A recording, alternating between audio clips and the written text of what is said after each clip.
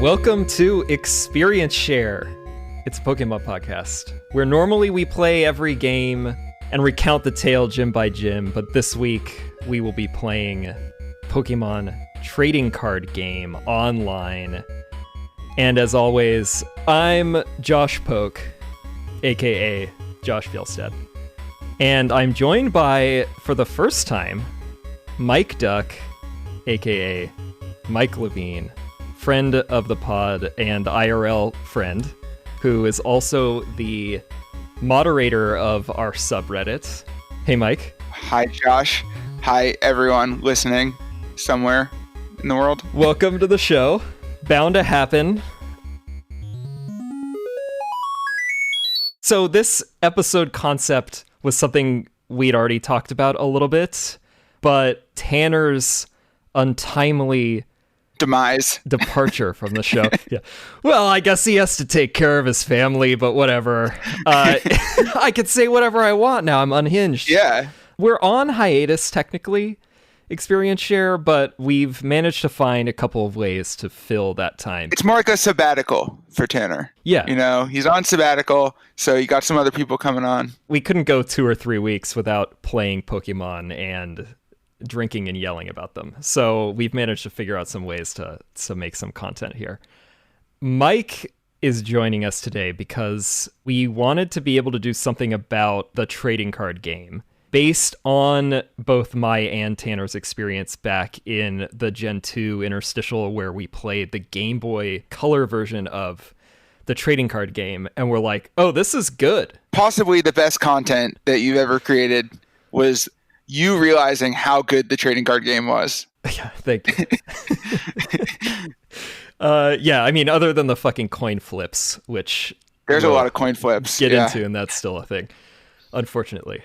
Yeah, and Mike was the natural guest to come on for this because, Mike, you are a competitive trading card game player, but not Pokemon normally. Not Pokemon. I will say that the first game where I owned trading cards for was Pokemon. Oh, really? I don't know how I got them. I remember like literally having one card as a very small child, which was a Caterpie that I got somehow. Oh, unfortunately. I think someone gave it to me at like karate, and I was like, this is the coolest shit. Like, what is this? This is super cool. So I ended up having more cards that are somewhere in my closet, but I never really did anything with them. I think at that point in my life, it was just like, look at these cool cards. Hell yeah. I got Pokemon cards. But the competitive card game that I play mostly is Magic the Gathering, which is the best of the competitive card games. Yeah, fighting words. I would definitely say. Gauntlets they're fighting words, but like, what are you going to say? It's Yu-Gi-Oh? Definitely not Yu-Gi-Oh. No, I don't think so. So there's not that many options. It's basically between Pokemon and Magic. There was other ones. Dragon Ball Z tried to have a trading card game for a while. That didn't go that well. Like every single TV show had a trading card game for some point in the 90s, I think. Yeah, it was hot then. Gotta have a trading card game. I did both, although actually it was similar. I collected the Pokemon cards. And I did play a few games, but I never really got into it. And I don't know if you know about this, but the cards have actually certain cards have ended up earning quite a lot of value. Yeah. I feel like this year, really to my fucking chagrin, the first edition Charizard holographic from the base set, where everyone is like, oh, it's worth $50,000 or whatever. Yeah. All of this taunts me, because I had first editions of all 4 of the original sets. Me too.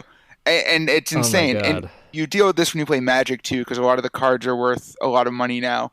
But somehow it's like not on the same scale as Pokemon, because I think it's like too nerdy. Like it's acceptable to like Pokemon. Magic is like the next level. Like you're definitely a nerd. Yeah. From the first set, there are cards worth about the same as like the Charizards. Okay. There are things on the order of 100,000s.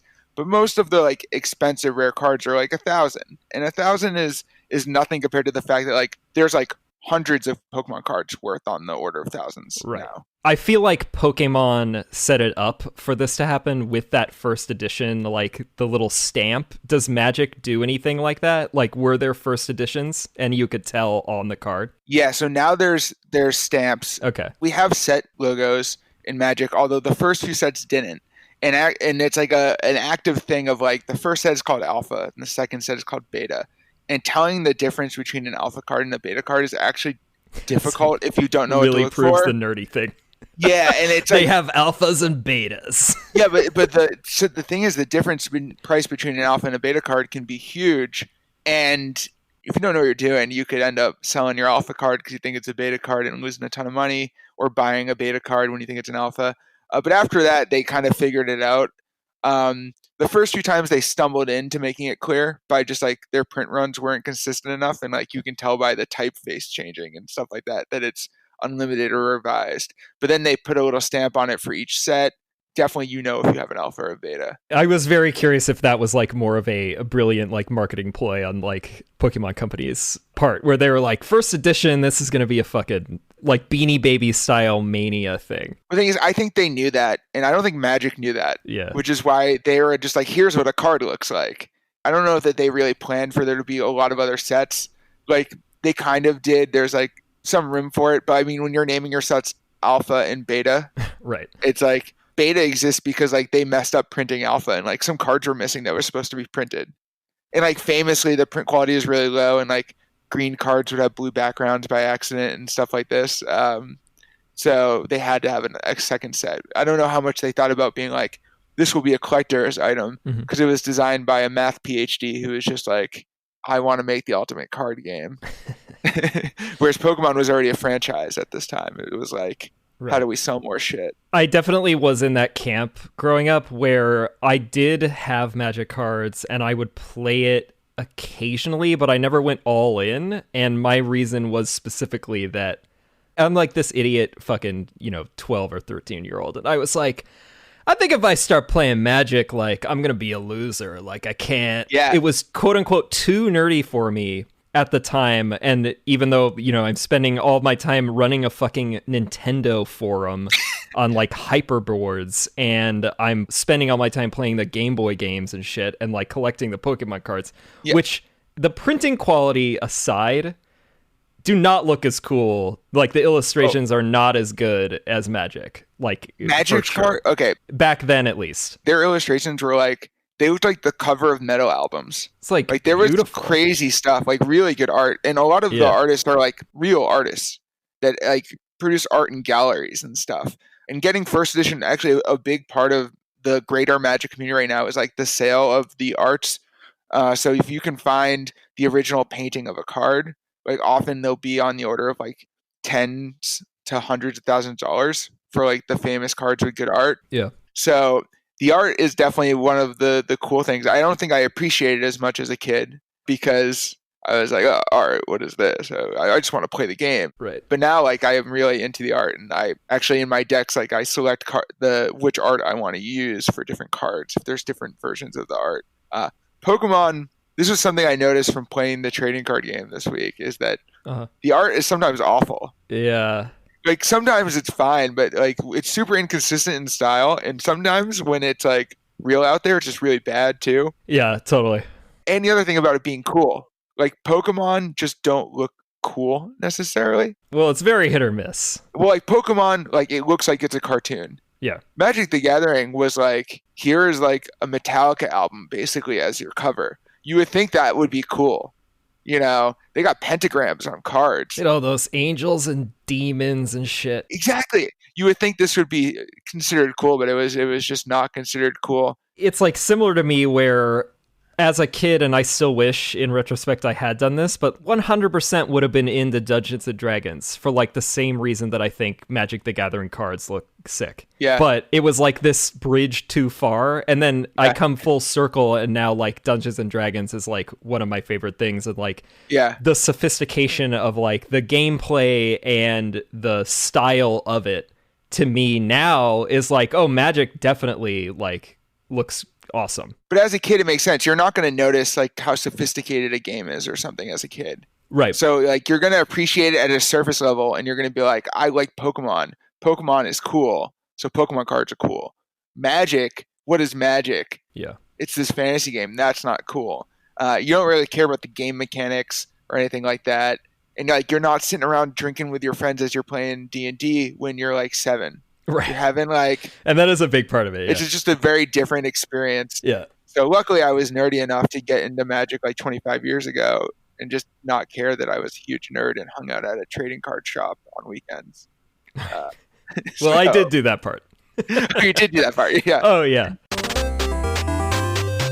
Well, so obviously you're familiar with Pokemon the trading card game now, and you know Magic. What is, for the bug catchers, what is your experience with Pokemon as a franchise? So this is a good question because obviously I listen to the podcast. Right, and I have questions about that as well.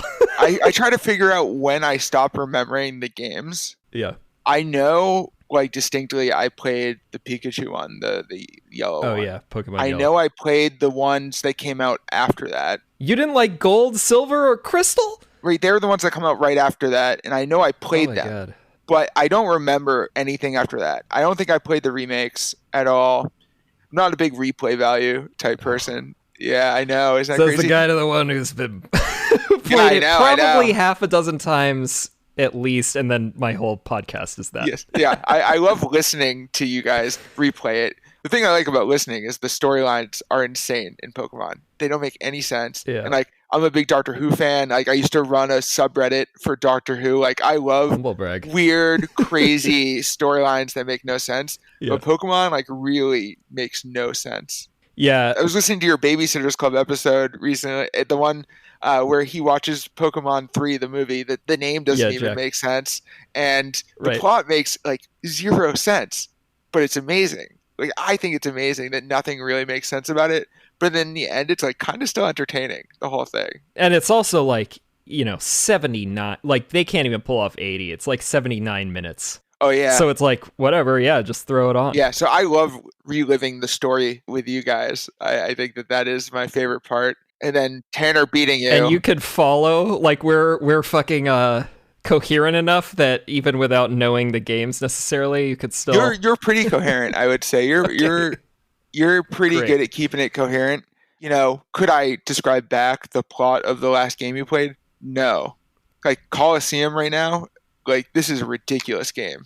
Oh. Shadow Pokemon unlocking hearts, insanity. It's literal insanity. Yeah, and it's abnormal. That one is really more about like, I don't know that I would say necessarily that the plot is super compelling, but I think and I think the gameplay mechanics are cool. Like, I think what Coliseum and Gale of Darkness XD that we will also be doing at some point, what they did that I wish Pokemon did more of is just mess with the mechanics.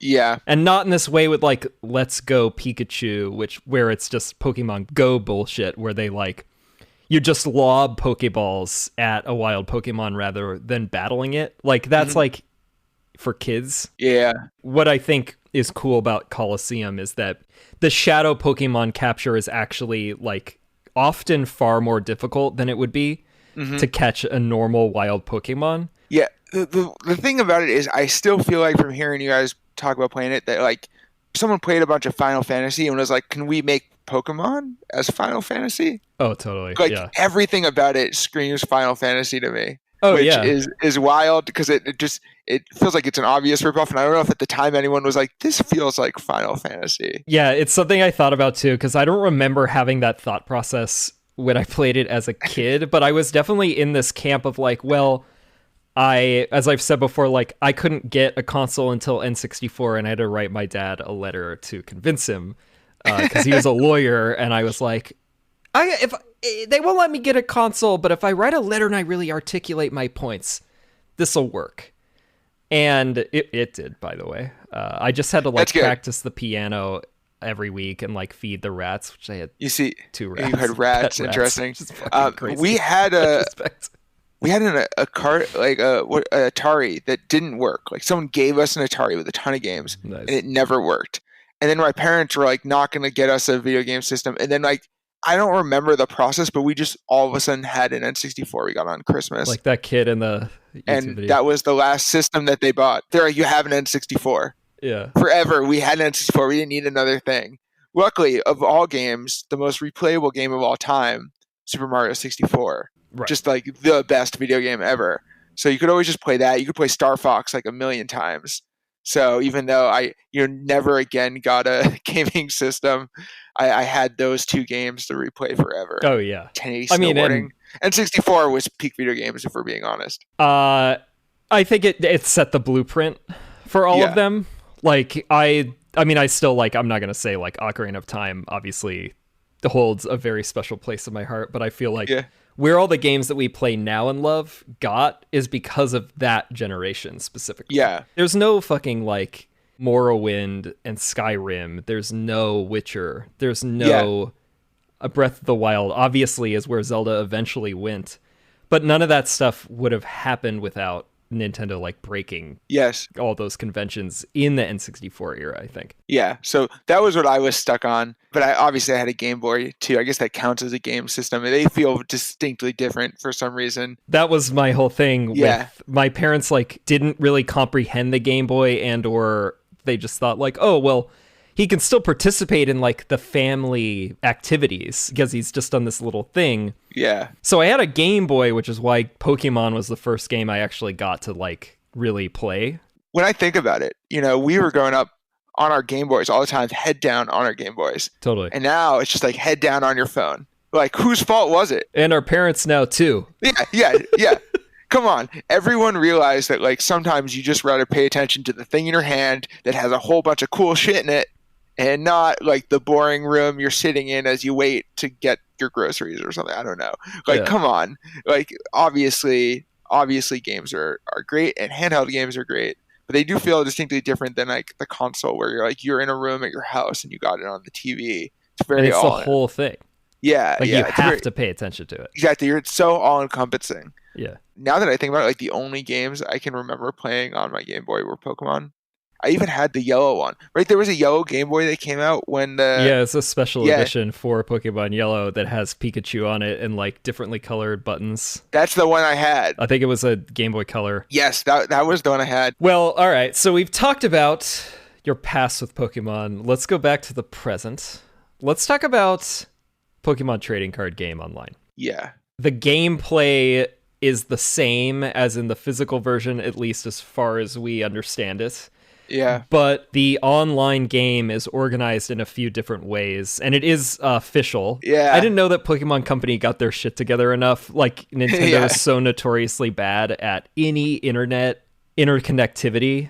Basically, until, like, Switch, they've kind of started figuring it out. Like, Mario Kart online is pretty decent. Yeah. One thing to me that was, like, both heartening and disheartening was that you log in and you get 3 base decks. You get a fire, electric, and water deck, theme deck. Yeah. So these are fully built 60 card decks. Well, it's funny because they're fully built, but then as you win with them, they replace some of the bad cards with good cards. Yeah.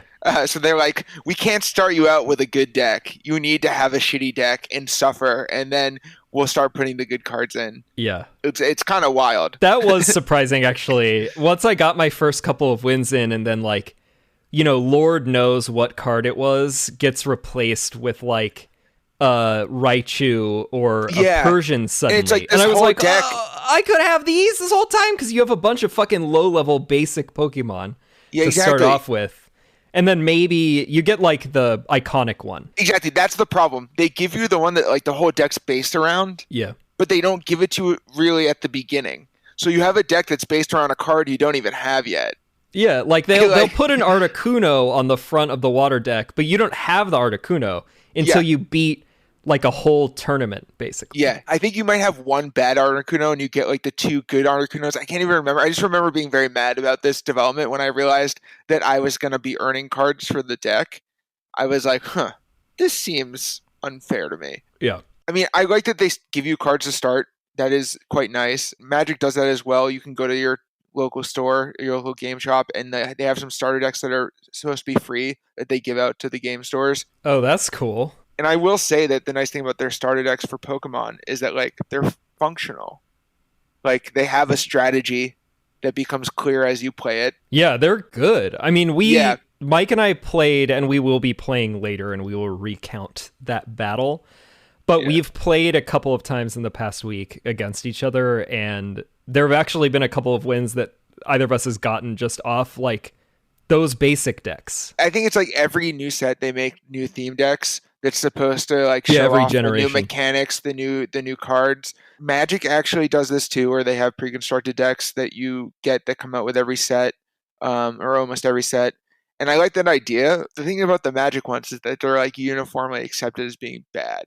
Like there's almost never a card in the pre-constructed deck that is actually good, and when it happens very rarely, it's always a bad thing because then everyone goes to the store to buy those decks for cheap to get the good card, and then the new players can't actually get the starter decks.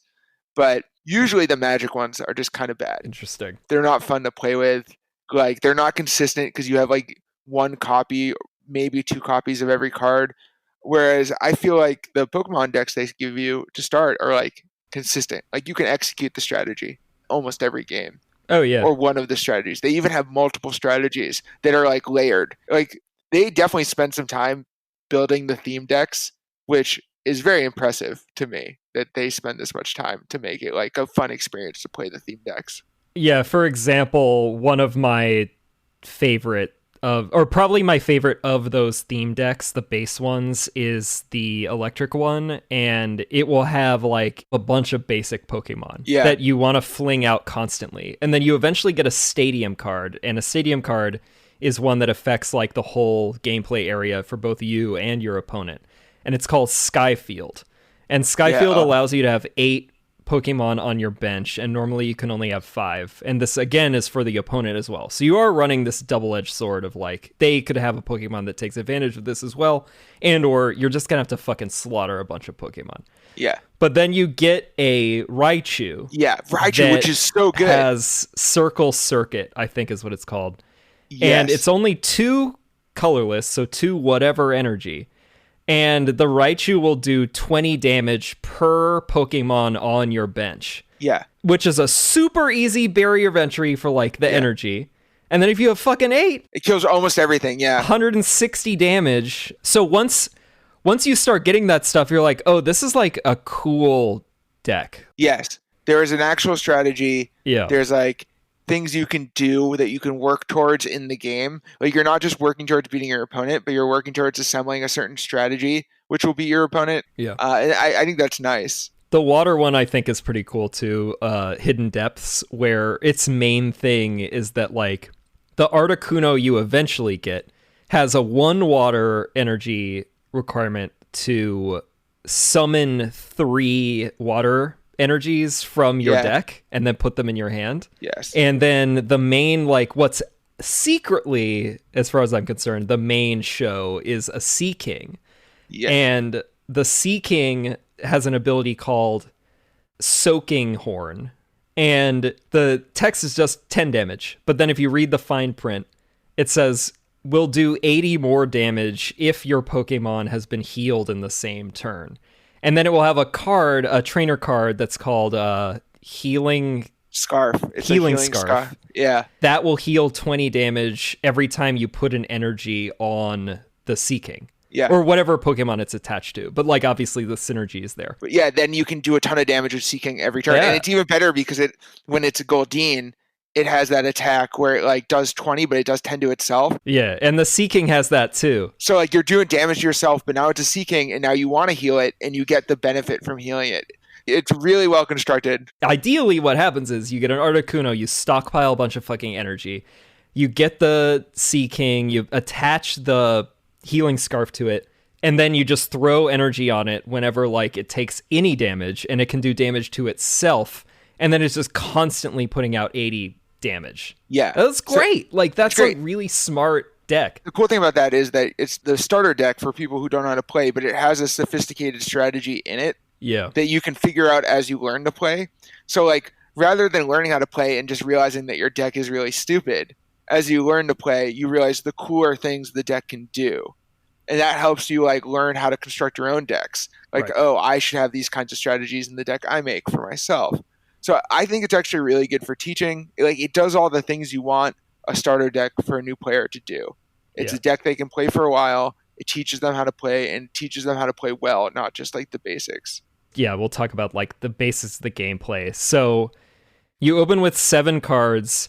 You can have 5 Pokemon on the bench. You have 1 active Pokemon. Active Pokemon is the only one that can be attacked, but there will be indirect like area of effect abilities that some of the Pokemon will have that will damage the bench as well. But normally what you're doing is like you're battling the 2 active Pokemon up front. Mm-hmm. So there's energy, which we've talked about. There's obviously Pokemon. And then the other type of card is trainer cards, like Lieutenant Surge and like Shauna. Like there will be characters from the games and from the anime, and they will have special things. Like one great card I love is Professor's Letter. It's an item. And then you can take 2 energies from your deck. Yes. And then the other type, so its item is that, and then the other type is a supporter, and a supporter is like a human. Yeah, it's usually a human or the action a human is doing. Yeah. But usually they're named straight after humans. I think they realized they couldn't make enough cards if they do that because they'd run out of characters. Yeah. So like there's definitely a Misty card, and then there's like a Misty's favor card. Right. Because like you got to reuse Misty somehow, and it can't be called Misty again. Yeah. But those ones are usually really powerful, but you can only use one a turn. Yeah. Items you can use as many as you want, and then supporters you can only use 1 a turn. Although the card I mentioned, Lieutenant Surge's strategy, he's a supporter himself, but he will allow you to use 3 supporters in 1 turn, including himself. But that's like a good card if you're making a trainer card heavy deck. Yes. And then a lot of them will be fucking like different types of Pokeballs. There'll be like Dive Ball and like Level Ball, and like Level Ball, which is a great card as far as I'm concerned. Level Ball lets you search your deck for any Pokemon with 90 hit points or less. So if you got a deck that's like electric or fire, where they're power hitters, but they have low hit points, that card's fucking great. Yeah, because it can get almost anything in your deck. Yeah. But then there's things like Ultra Ball, where it's like discard 2 cards from your hand, and then you can get any Pokemon you want. Right. So it sounds bad because you're using 3 cards to get 1 card. And one thing that still is a mechanic really in the Pokemon game that is a very important mechanic in Magic is like this idea of card advantage, of being able to play more cards than your opponent. So usually you don't want to throw away 3 cards to get 1 effect, because you could have played 3 cards instead, right? So it's like I'm using 3 cards to get 1 Pokemon out. But when that Pokemon can be any Pokemon you want, that's really good, actually. You know, when you can discard 2 bad Pokemon, like basic Pokemon, so ones you haven't evolved yet, you can then discard the basic ones to get something better. It's nice that they have all these different options, and they play into different mechanics of like increasing card quality versus increasing the amount of cards you have. In Magic, we call these tutor effects, because the first card that let you search for any card in your library was called Demonic Tutor. Okay. So forever now, if you search your deck, it's called tutoring in Magic, and Pokemon loves these tutoring effects, but they love making them like very narrow. There's so many of them. There's so many of them. They like to make narrow ones. So would a narrow one be like, I just got this card, and I forget who it is, that will allow you to draw 4 cards, but only if the active Pokemon on the opponent's side is a basic Pokemon, which is to say unevolved. They had a little bit of what's called usually power creep in Magic, which means that in order to keep the game fresh, they kept making more and more powerful Pokemon. Yeah. So now they don't just have Pokemon, they have these V Pokemon and these EX Pokemon, these GX Pokemon, but they even have cards that reference them, where it's like if the active Pokemon is GX, do this. Right. They love like these narrow effects that can be very powerful in very specific situations. So then you have to like do the calculation of like, should I put this in my deck? What's the likelihood it'll do what I want it to do? Mm-hmm. Like if you use even something like Great Ball, it lets you look at the top 7 cards and put a Pokemon from those 7 into your hand. Do you have enough Pokemon to reliably get something when you use the Great Ball? Right. So like you have to think about how your deck's constructed, which is really, I like that for a trading card game, is like making the person think about how they build their deck. They go really ham with this though. There's so many like really, really narrow cards. There will be some that have an effect, a bonus effect of an attack that only activates if there's like an Ultra Beast in play. Yeah. And that's pretty narrow. But it will be like, this attack does 60 damage. If there's an Ultra Beast in play, it does 100 more damage to that Ultra Beast or whatever. Yeah. Or I really like Golduck has this ability, Swim. It's attack Swim. It's like, it does 90 damage. Bit me in the ass last night. If they have a Pokemon with a water energy attached to it, then you can instead do that 90 damage to anything on their bench. Yeah. Which, like, I don't even really get the flavor of it. Like, so this is the thing in Magic. There's like this really intense idea of keeping the flavor of the cards. It's like a duck. It's like a duck swimming, diving under and then popping up. It's like you don't get to just hit the one with the water on it. It's like if any of their Pokemon have a water energy attached to it, you can hit any of them. So like you can swim and hit like a Pidgeot somehow. And like it doesn't make sense to me. But do I like it? Yeah, I play Golduck because it's sweet to kill things that are on the bench. Yeah, I love that mechanic. So about the mechanics, the other things we should say, when we are talking about these cards that allow you to search your deck for specific things, we should point out there is a prize, 6 prizes that each combatant starts with. Yes. And those cards are set aside and they're face down unless you get a town map trainer card in your deck, which I love because town map allows you to flip all of them so you can see what you choose. Yes. Prize cards are only unlocked after you faint a Pokemon. It is a card from your deck. Yeah. So if you got a Magikarp, which sucks, it's 30 hit points and it has Epic Splash and that can do 30 damage, but you flip a coin and if you get Tails, it does nothing. Yeah. Awful. But Gyarados fucking slaps, obviously. Mm-hmm. And if you want a Gyarados, but you use a Dive Ball searching for a Gyarados in your deck and you get nothing, then you're like, oh shit, pile. It's in the prize pile. So you can still you can have a finely laid out plan and it can go totally to shit based on like what's in your prize pile. It's a little bit similar to what Magic started with. Magic had this thing originally called Ante. Okay, I was curious about that. It's been removed from the game. I think it probably should be. The idea was that at the beginning of the game, you flip over the top card of your deck. The winner of the match gets both the Ante cards, like owns them. So every game was literal gambling. And then they made cards that are all banned now. Whereas like, so in Magic, there's also energy. You don't attach it to creatures. You use it to bring creatures or spells into existence. And there was one that's like, 1 mana is pretty much the cheapest you can have a spell. And it drew you another 7 cards, which is unheard of in Magic the Gathering. But the way it did that was by making you put another card into Ante. So it was like this really real gambling thing where you're like, well, if I lose, you're getting 2 of my cards. Yeah. But I get all these extra draws, which hopefully will let me win the game. This mechanic is cool, I think, but then it makes the game legally gambling, which is like a legal shit show for a company to like be literally providing a legal gambling mechanic. So they got rid of that and all those cards had to be banned. But Pokemon kind of did it in a way where it's like, all right, you don't win other people's cards. You win your own cards. But it's a cool mechanic because it's like as you beat your opponent's Pokemon, you get more cards to play. Right. And it has like this snowball effect where you're rewarded for doing well. It does feel bad when your Pokemon are dying and they're drawing all these extra prize cards because they're just going to keep killing you. So it's a little bit of a win more mechanic. It's like the better you're doing, the better you do. And that is a little feel bad. But I like the idea of rewarding people, especially if you're behind and you like kill something and you get a prize card and it's a good card and you're like, oh, I can come back now, Yeah, it's really good for that. It is a nice little mechanic. And then the one thing that the last thing we should point out about the online play specifically is that all of this stuff in terms of what cards you can acquire is dictated by either battling random people or going through trainer challenge, which is AI combatants, and they will also have like a theme deck and it's just, grass, or it's like AI is so generous to call it AI. Yeah, they're bad. They are computer players and they're very bad. They're bad. Like they have good decks, but you will see them have like 3 energy on Inez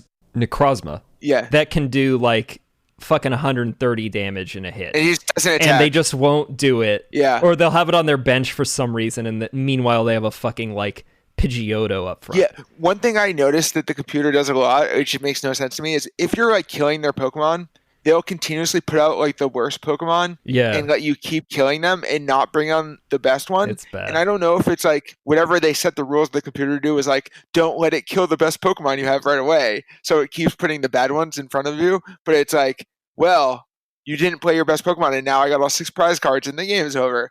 What was going on? Yeah. I've thought about it a lot because I just today finished like going through all 3. They have like 3 leagues. Yes. And yeah, I guess if I give them benefit of the doubt, the reason would be that you cannot buy your way into just a bunch of boosters. Like, you can buy cards, but you have to buy the physical pack, and then they will have a QR code, and then like that's how you get more cards in the in the online game. Yeah. So I've spent probably fucking, I don't know, 15 or 20 hours in this game in the past 2 weeks. I've spent no money. Yes. But the only way you can get them very, very effectively is you thrash all these fucking these NPCs. Yeah, and then you get the coins, you get packs, you get tickets, and sometimes you get actual cards like directly. Right. It's a little weird because, you know, yeah, you have to beat a lot of people a lot of times to get packs. What is there, like 15 people per league? There's 12 per 12. league, and you need to beat each of them 4 times with 4 different decks, and you start off with 3. So you have to acquire a 4th one, which you get with 500 Poke coins. Yeah. But you can only get that after you've beaten all of them. So you have to use these basic decks first, the water, electric, and fire.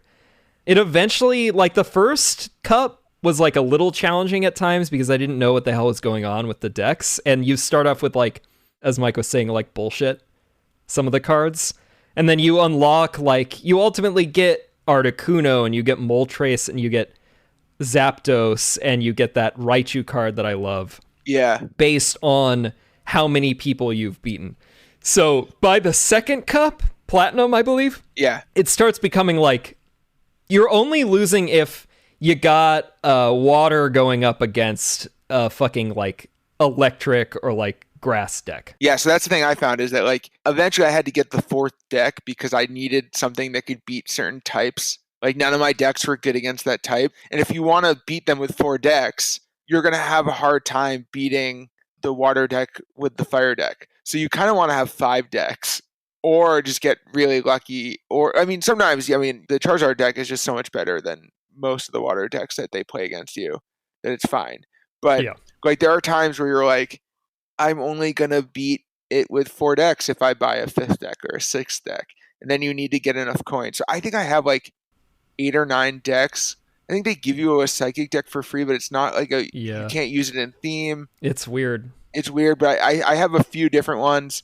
I will admit, because you know, I like you said at the beginning, I'm a competitive Magic player, so I went on the internet and I said, what theme decks are the best theme decks? And there's a ranking of them. And I bought the better ones. The mayor cheat. Yeah. Tanner's not here, but we still got a mayor cheat. Turns out like the Entei, that's how you say it. Yeah. That deck is really good because Entei is really good. And Houndoom's really good. That Houndoom was a fucking nightmare. And I read online that deck was really good. And I got it. And it's amazing. It's a great deck. And it didn't matter what type I was against. I definitely could beat every deck with that deck. But I had some real bad decks that I got. I think the one with Raichu is good. It's fun. When it doesn't work, it really doesn't work. Yeah. Like it's really, really bad. And there's one with Moltres and Snorlax that's like also just, I think, like an awful, awful deck. And I don't know what to do with it. But like the Charizard deck is a beautifully constructed deck. I love playing that deck. It's so good. The Entei deck, the Articuno one is pretty good. You have this Dragonite one that is just savage. Yeah, the deck is Soaring Storm, and it is built around Thundurus and Tornadus and Dragonite.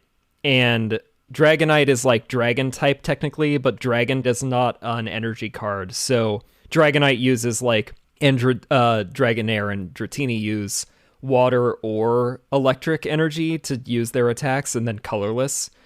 And then Thundurus and Tornadus use either colorless or specifically electric. Yeah. So all of it works really well, and like Thundurus will be like has an ability that it will be able to do 50 more damage if you have a Tornadus on your bench. And then if you have a Tornadus as your active Pokemon and then a Thundurus on your bench, then you can do like a whirlwind kind of a thing that will do 80 damage to the active Pokemon and then 20 damage to all the bench Pokemon. Yeah. So they've got a synergy, and then fucking Dragonite just kills everything. Yeah, and it has an ability, and an ability is like something you can use before an attack. So it's like, you know, they can move twice in a turn, basically. And it allows the Dragonite to take electric and water energy, specifically up to 2, and like move them onto any Pokemon that are on your playing field. Yeah. And that's in addition to the one normal energy that you can just put wherever you want. You can only play one per turn, and being able to cheat that rule is really, really good.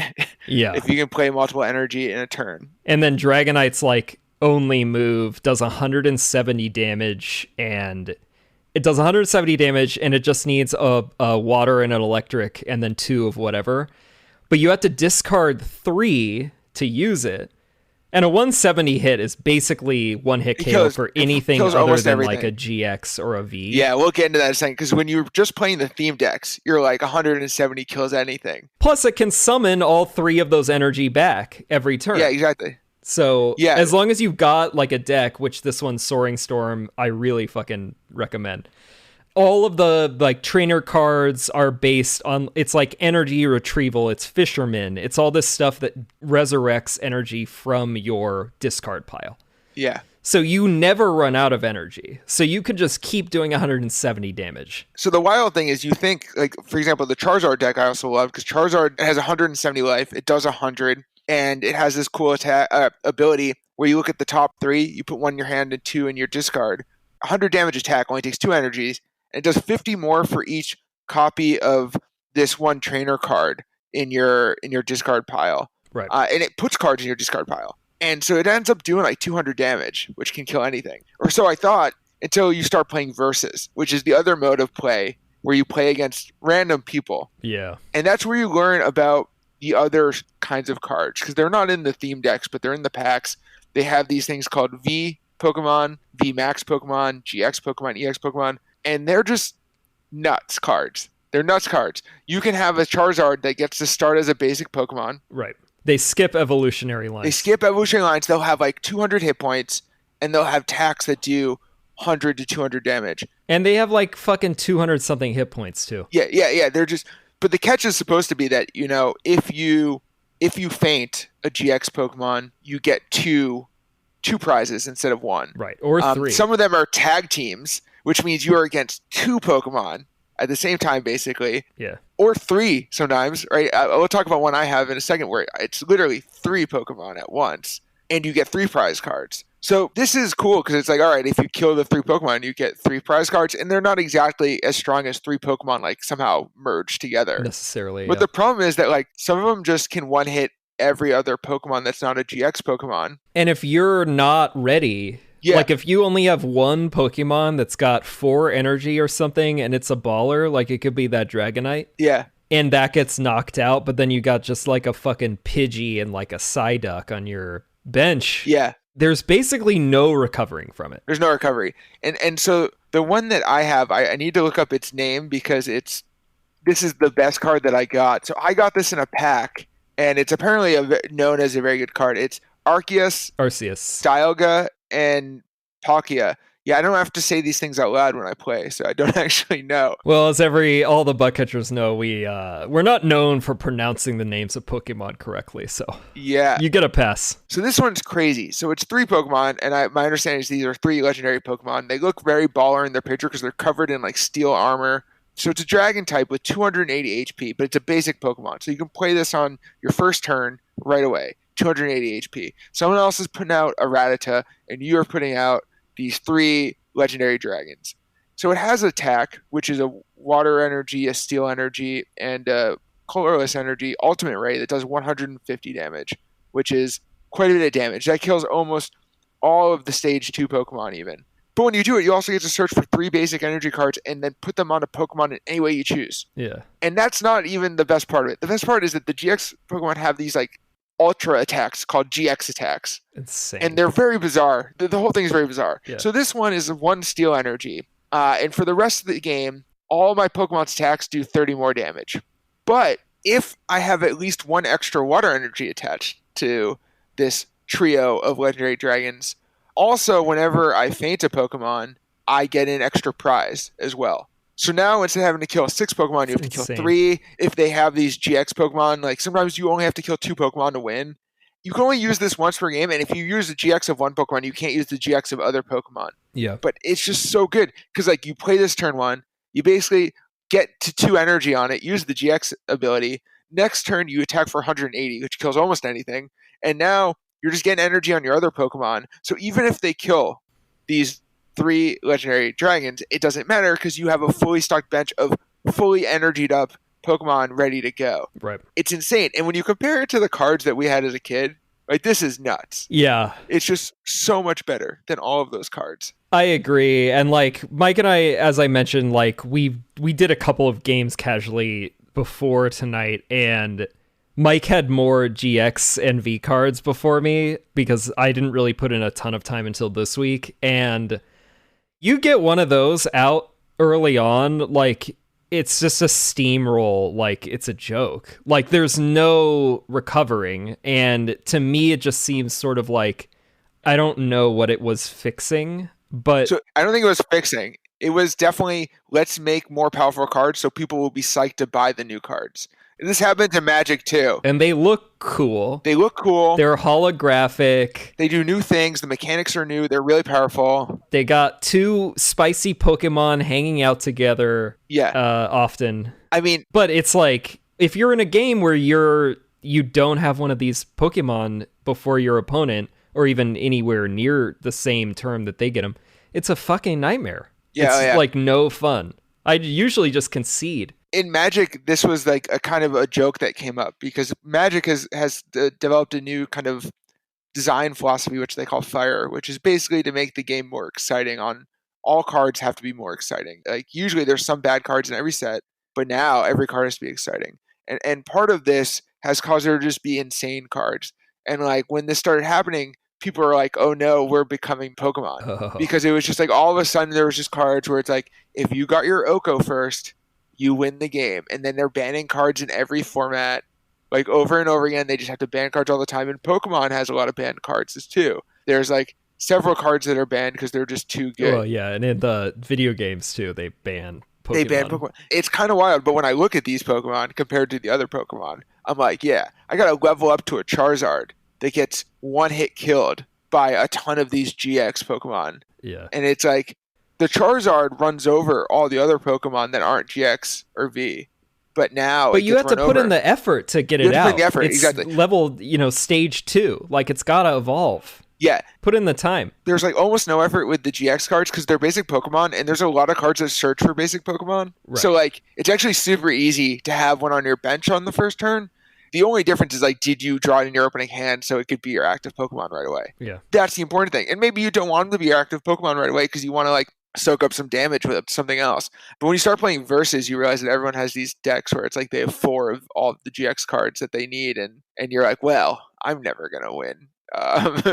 And I don't know that that's necessarily good for new players. I felt very discouraged when I started to see how good all these other cards were, and then it got some in the packs, and I was like, all right, well, I can kind of compete now. Right. Which maybe is a good thing. You don't need that many in your deck to get a lucky hand where all of a sudden you can compete. Yeah, the recovery is pretty strong.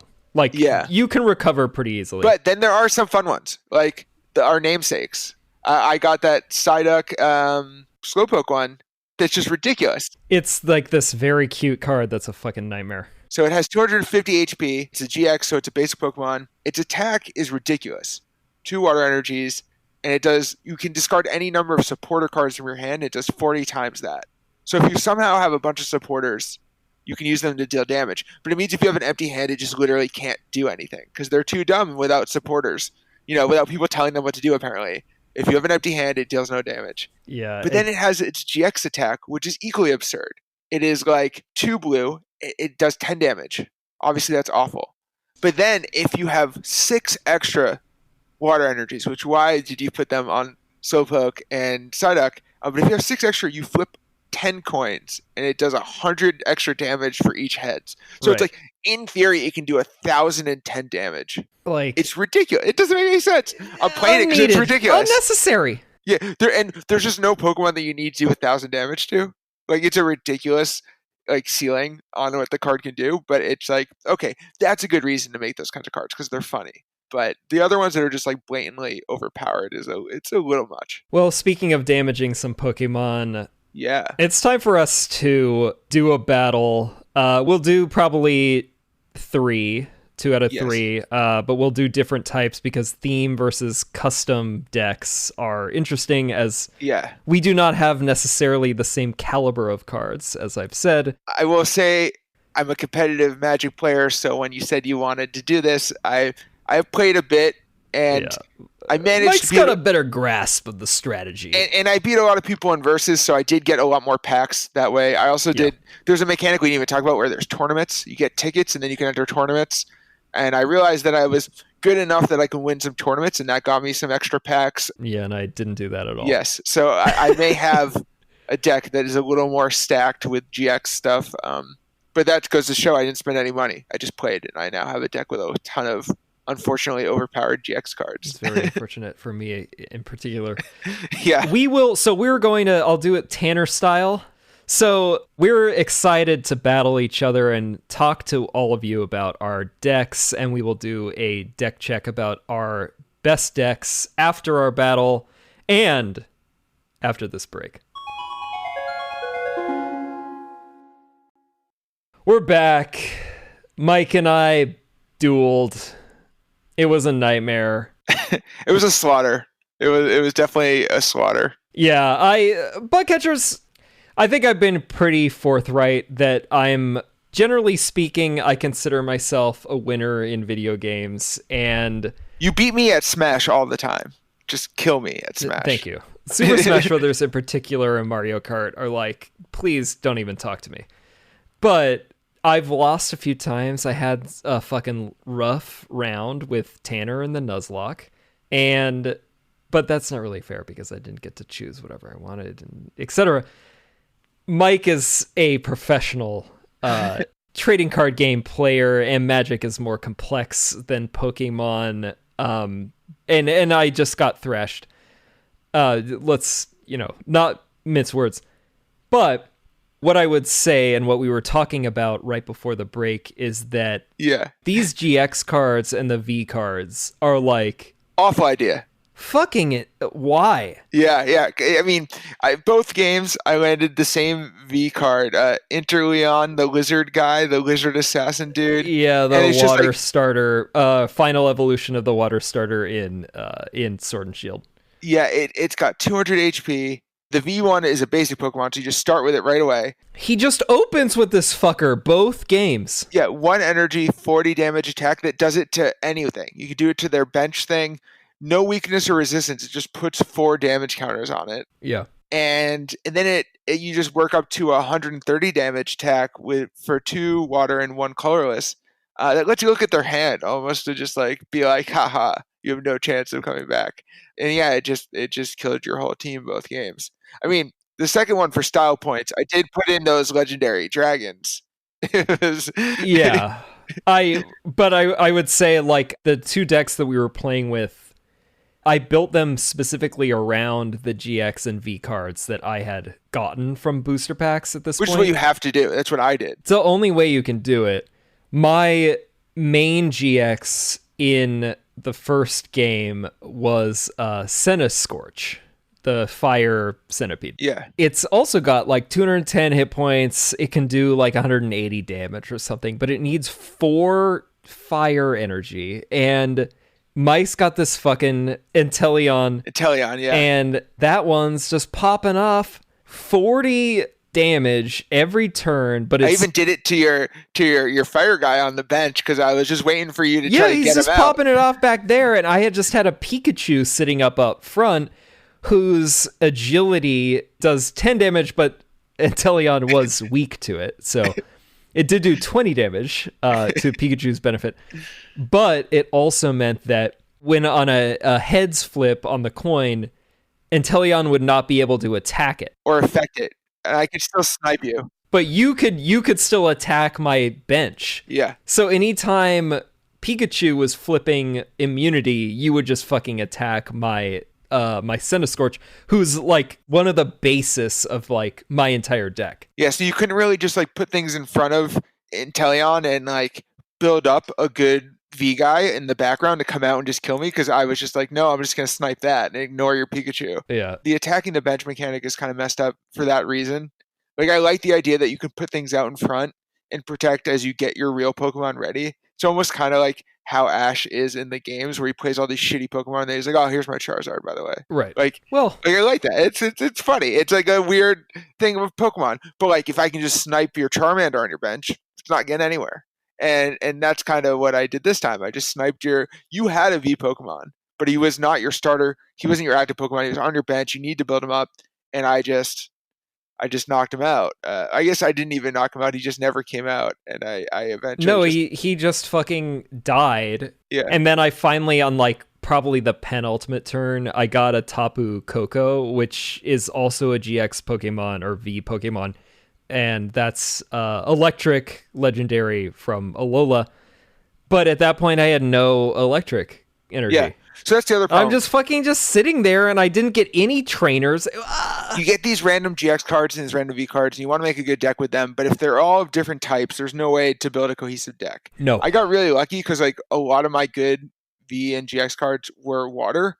And like the best one, the 3 legendary dragons, that one was water steel. So I could make that one deck where like everything in my deck is water or colorless, except for the legendary dragons where it's the steel one. So I have like 2 steel energy just to get that guy going. Everything else is water. But I have a bunch of cool cards I can't even play. Fucking sucks. The thing is that if you don't end up having enough GX cards or V cards, and you don't want a certain type of V card. V card, yes. You want a V card in Pokemon's only. Very appropriate that Pokemon players have V cards. Most of the Pokemon players growing up also had V cards. Everyone starts with one, unlike in the Pokemon game. My main complaint is definitely with like, I've enjoyed my time playing this game, and I will probably keep playing at least from time to time, either with Mike and or Tanner.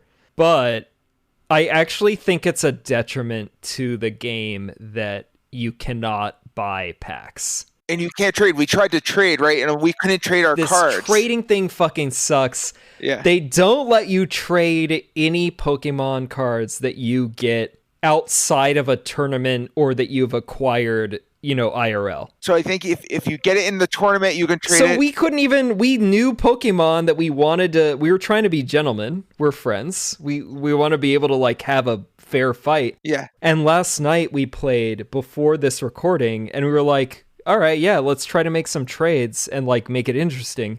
The game locks you out from being able to trade anything except under those specific circumstances.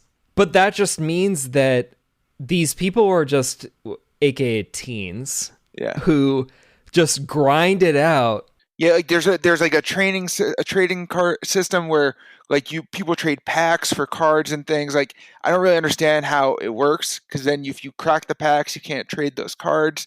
Like there's a sophisticated system of trade, apparently, I was reading. But it doesn't work when you just want to pick it up and play with your friend. Crazy.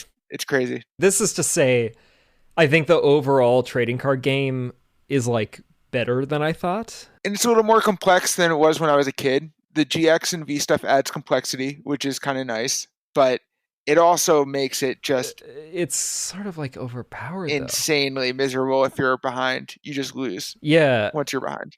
I feel like that, to me, kind of ruined it. I felt like you can really figure out how to play it well until you just end up in a scenario like when Mike and I are battling, and like you get a GX or a V Pokemon in the first turn, and then it's like, what the hell? Yeah. What are you supposed to do? Inteleon can use a 40 damage attack on turn 1 with just 1 water energy. They actually fixed that. The reason why you're not allowed to attack on the first turn is because too many decks could win on the first turn.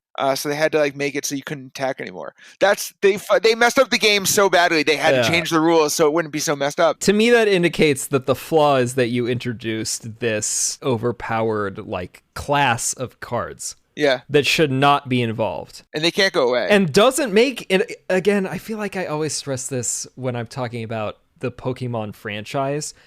I hate it when there is an element of any of the features of the franchise that negates another part of it. Yes. And having an Inteleon, which is a second evolution of a starter, which is rare. All of that is rare.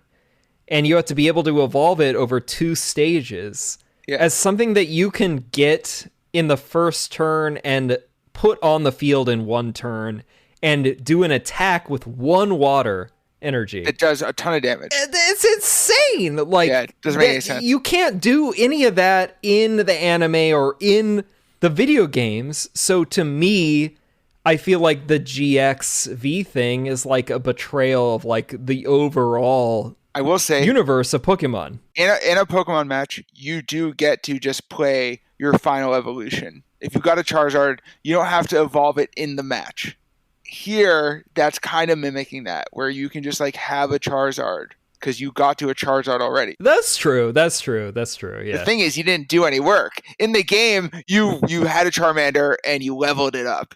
In the card game, you just cracked a Charizard V, and now you get to start with it and play. You had to put in the work in the video game. You don't put in the work in this, other than just fucking like crack packs and you got it. Being a teen or Mike with.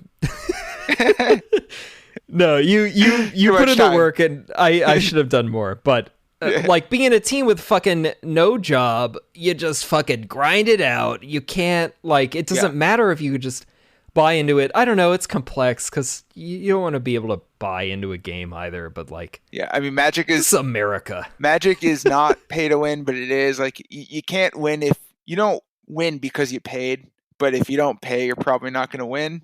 This game seems like it's like grind to win. Like you really have to grind or do these. Apparently, there's like sketchy ways of getting cards IRL into the game. There's a whole sketchy thing, but it just seems like a lot of work to get as good as the best decks, and I'm not willing to put in that work. It's like some shit where you can try to buy QR codes off people on eBay and nuts stuff. I'm not trying to do that. A good I did idea. it when I played Diablo growing up, but I'm past the days of Diablo. Obviously, I did that. You got to buy Stones of Jordan. Once I started doing that on Diablo 2, actually, buying the weapons that I wanted. Yeah, you gotta do it. Via eBay auctions, because I had an eBay business where I was also just making a bunch of money on fucking PayPal. And I'd be like, what do I want to do? I mean, I just want to buy some stuff for Diablo. And then I responsibly, myself somehow, which I actually respected in myself, deleted Diablo 2. Me too. Because I was like, I'm going to ruin my life if I don't get rid of this game. I also deleted it. And I had already, fully loaded a bunch of characters, and then I deleted it. I was like, no, this is not good. Look at us now. Yeah, now I'm just spending $1,000 on Magic cards. So, did I really change?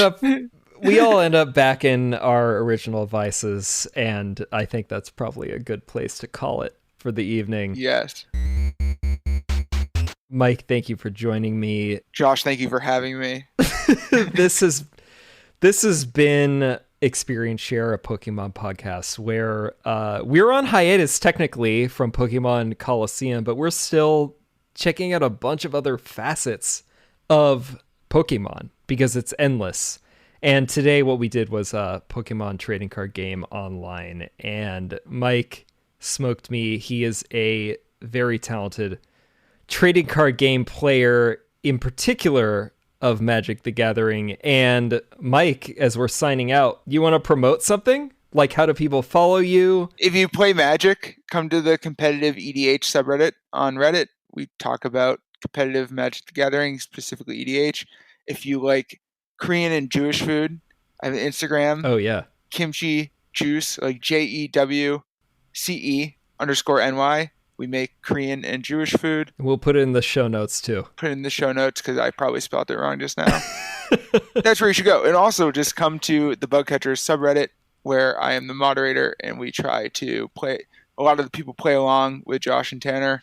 We have Trainer of the Week. We have a whole lot of fun things. Yeah, Mike is the originator, the mastermind behind the Bug Catchers subreddit, and that is also where I will post show notes normally and links to interesting things that we cover in every episode.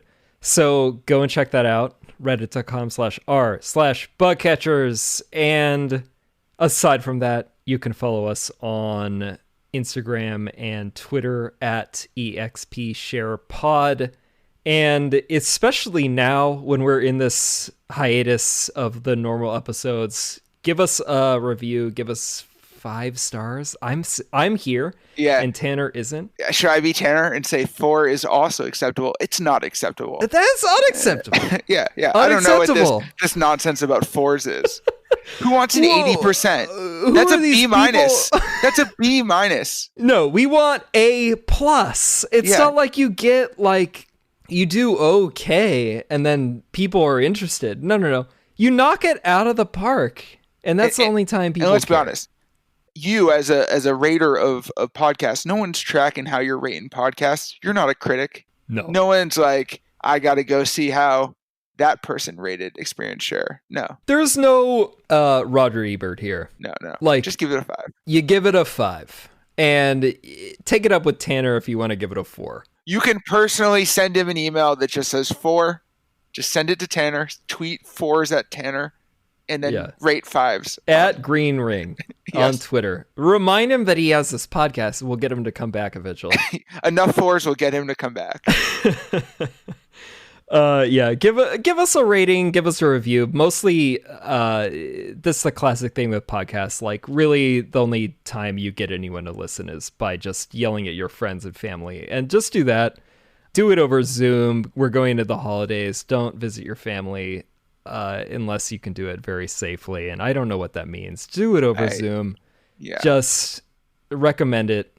Even if your mom or your dad, they don't even know what Pokemon is. Just force them to listen to it. Put them on the page. Just play it while you're eating Christmas dinner. Just play it out loud. Yeah. You're in Zoom. They can't stop you. The parts where we don't swear. Or when you swear. I mean, it matters what kind of family you have. Talk about fur affinity. Don't want to have to explain that. Or maybe do. But if you don't swear in front of your family, what's going on, right? Maybe explaining for affinity will be a great experience for you. So do that and tune in next week where I believe we will be doing another babysitter's experience because Tanner is still out of commission. So I will be reading another Babysitter's Club book. That out. It sounds like a very weird series of pornos. I'm just saying that you should have thought about the name a little bit more. I'm just saying.